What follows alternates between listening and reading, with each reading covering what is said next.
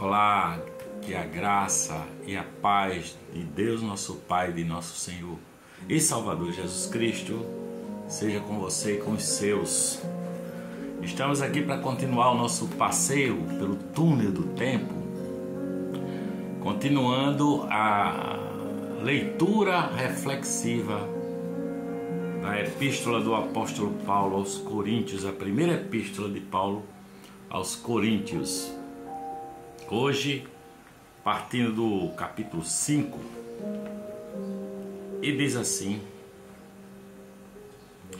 partindo do capítulo 6, melhor dizendo: ousa algum de vós, tendo algum negócio contra outro, ir a juízo perante os injustos e não perante os santos?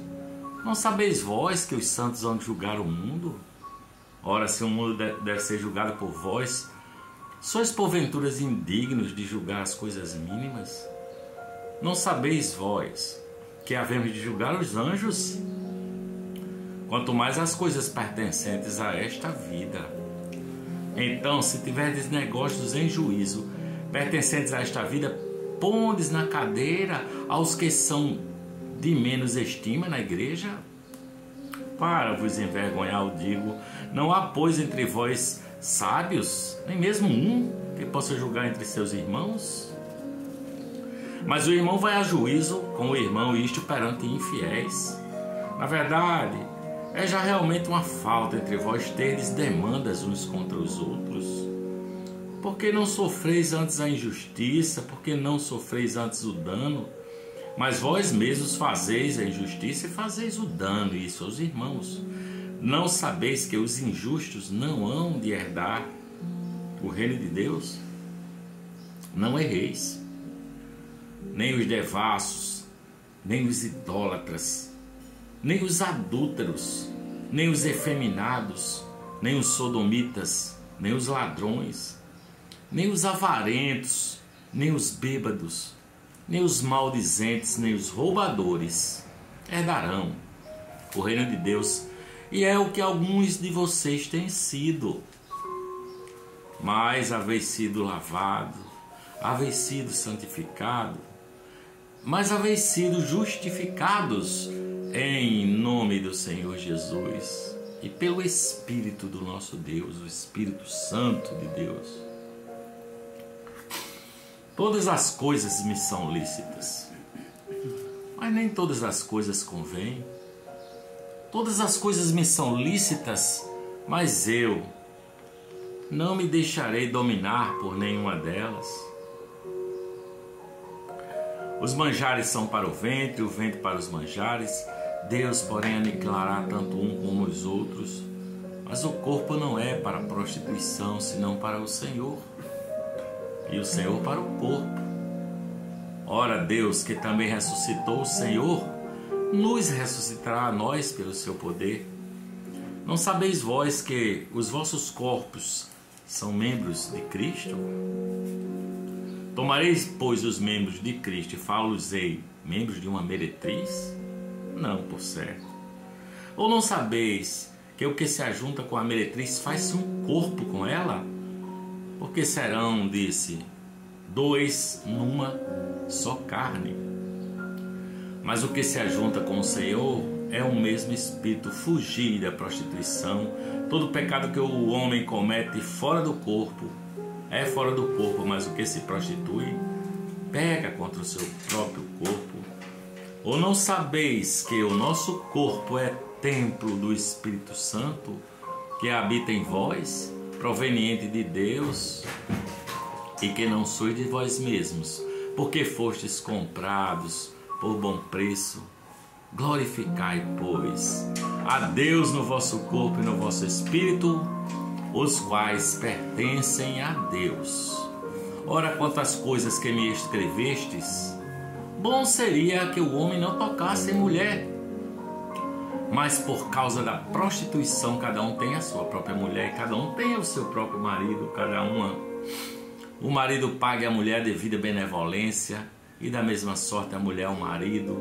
A mulher não tem poder sobre o seu próprio corpo, mas tem o marido. Também da mesma maneira, o marido não tem poder sobre o seu corpo, mas tem-no a mulher. não vos defraudeis uns ao outro, senão por algum tempo, por consentimento mútuo, para vos aplicardes à oração.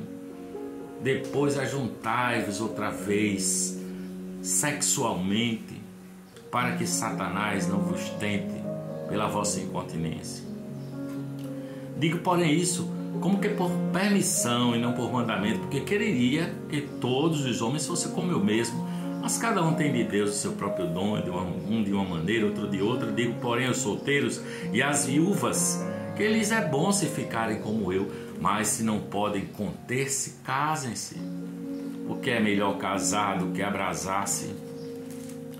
Todavia, aos casados mando, não eu, mas o Senhor, que a mulher não se aparte do marido. Se porém se apartar, que fique sem casal, ou então que se reconcilie com o marido, e que o marido não deixe a sua mulher. Mas aos outros digo eu, não o Senhor, se algum irmão tem mulher descrente e ela consente em habitar com ele, não a deixe. E se alguma mulher tem marido descrente e ele consente em habitar com ela, não o deixe, porque o marido descrente é santificado pela mulher, e a mulher descrente é santificada pelo marido. De outra sorte, os vossos filhos seriam imundos, mas agora são santos. Mas se o descrente se apartar, aparte-se, porque neste caso o irmão ou irmã não está sujeito à servidão, mas Deus chamou-nos para a paz. Porque de onde sabes tu, ó mulher, se salvarás o teu marido, ou de onde sabes, ó marido, se salvarás tua mulher? E assim, cada um ande como Deus lhe repartiu, cada um como Deus o chamou. É o que ordena, é o que ordeno eu em todas as igrejas. É alguém chamado estando circuncidado, aquela circuncisão que os israelitas faziam ao 8º dia de nascido. É alguém chamado assim? Continue circuncidado. E é alguém chamado estando incircuncidado?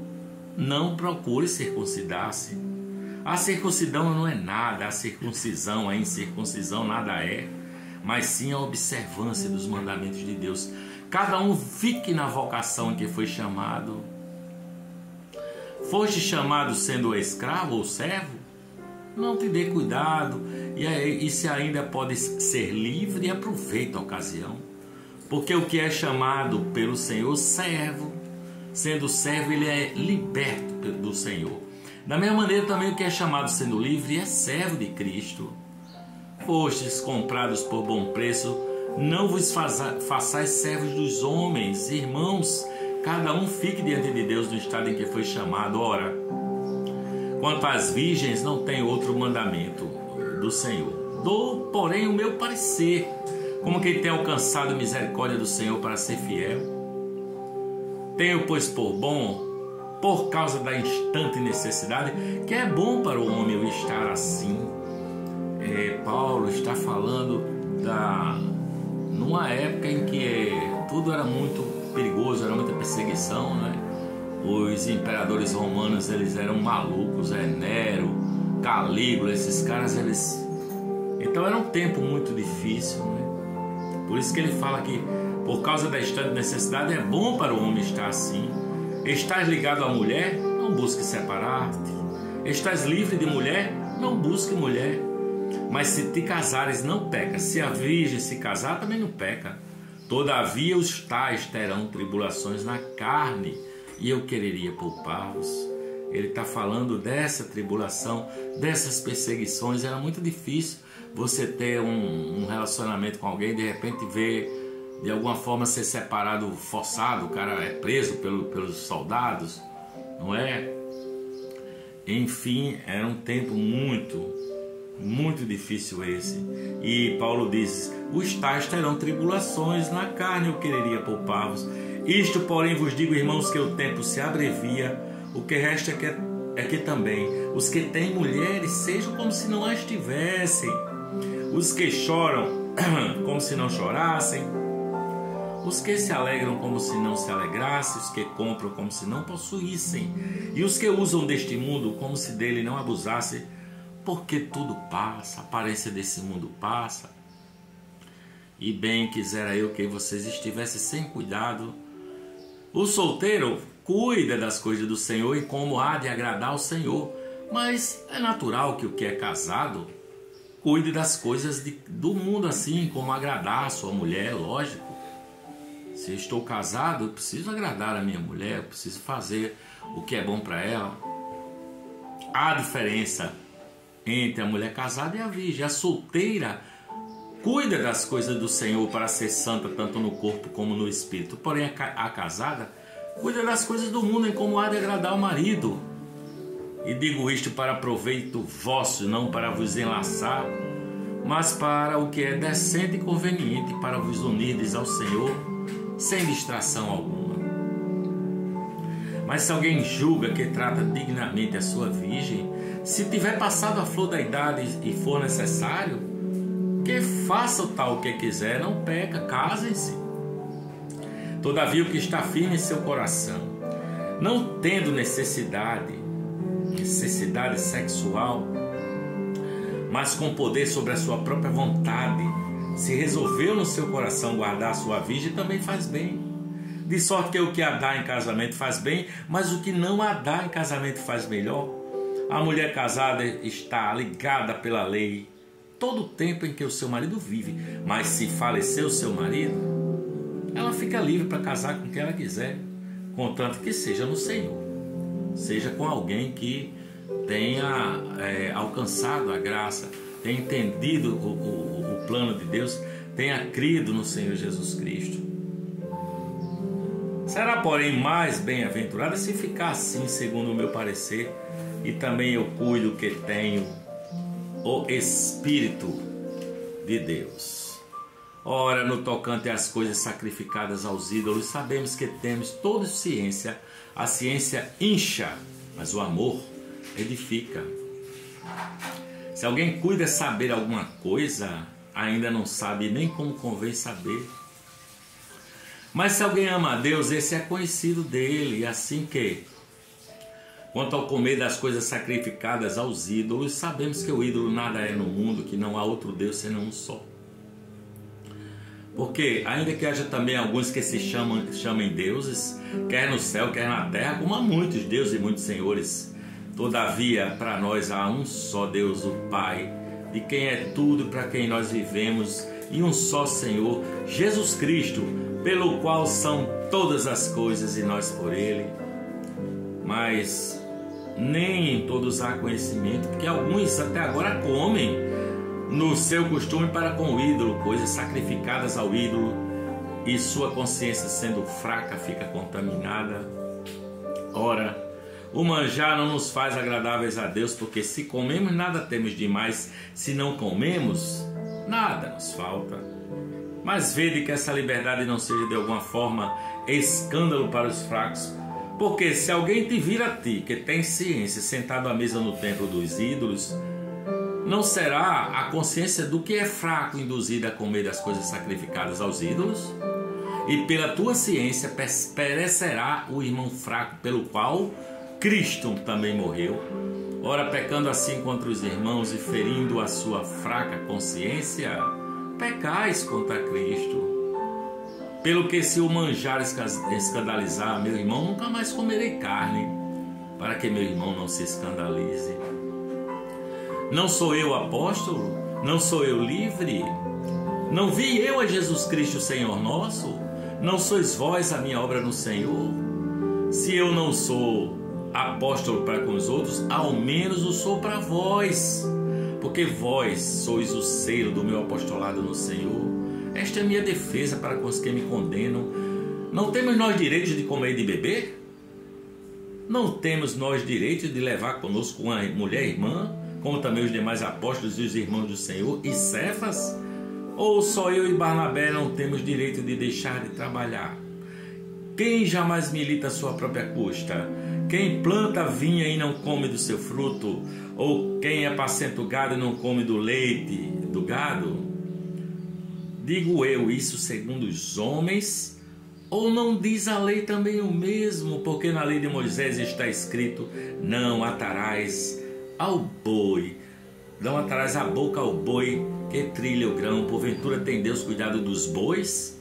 ou não o diz certamente por nós. Certamente que por nós está escrito, porque o que lavra deve lavrar com esperança, o que debulha deve debulhar com esperança de ser participante.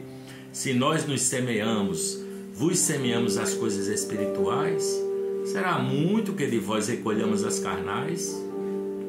Se outros participam desse poder sobre vós, por que não? Mas justamente nós.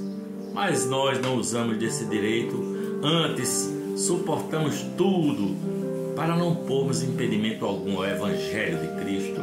Não sabeis vós que os que administram o que é sagrado comem do que é do templo, e os que de contínuo estão junto ao altar participam do altar? Assim ordenou também o Senhor aos que anunciam o Evangelho que vivam do Evangelho. Mas eu de nenhuma destas coisas usei e não escrevi isso para que assim se faça comigo, porque melhor me fora morrer do que alguém fazer vã esta minha glória. Porque se anuncio o Evangelho, não tenho do que me gloriar, pois me é imposta essa obrigação, e ai de mim, se não anunciar o Evangelho. Por isso, se eu faço de boa mente, terei prêmio, mas se de má vontade, apenas uma dispensação me é confiada. Logo, que prêmio tenho? Que evangelizando proponho de graça o Evangelho de Cristo, para não abusar do meu poder no Evangelho, porque sendo livre para com todos, firme servo de todos para ganhar ainda mais, e fiz-me como judeu para os judeus, para ganhar os judeus, para os que estão debaixo da lei, como se estivera eu debaixo da lei, para ganhar os que estão debaixo da lei, para os que estão sem lei, como se estivera eu sem lei,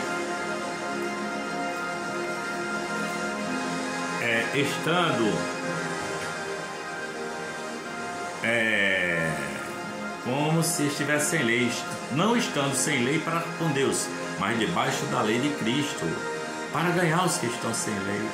Fiz-me fraco para com os fracos, para ganhar os fracos. Fiz-me tudo para com todos, para por todos os meios chegar a salvar alguns. E se eu faço isso por causa do Evangelho, para ser também participante dele, não sabeis vós que os que correm no estádio, todos, na verdade, correm, mas um só leva o prêmio? Correi de tal maneira que alcanceis, e todo aquele que luta, de tudo se abstém. Eles o fazem para alcançar coroa corruptível, nós, porém, uma incorruptível. Pois eu assim corro, não como uma coisa incerta, assim combato, não como batendo no ar. Antes, subjugo o meu corpo e o reduzo à servidão. Para que, pregando aos outros, eu mesmo não venha de alguma maneira a ficar reprovado. Essa é a leitura de mais um túnel do tempo na primeira epístola de Paulo aos Coríntios. Beijo no seu coração, fiquem na paz que excede a todo entendimento. Eu por aqui vou dizendo amém.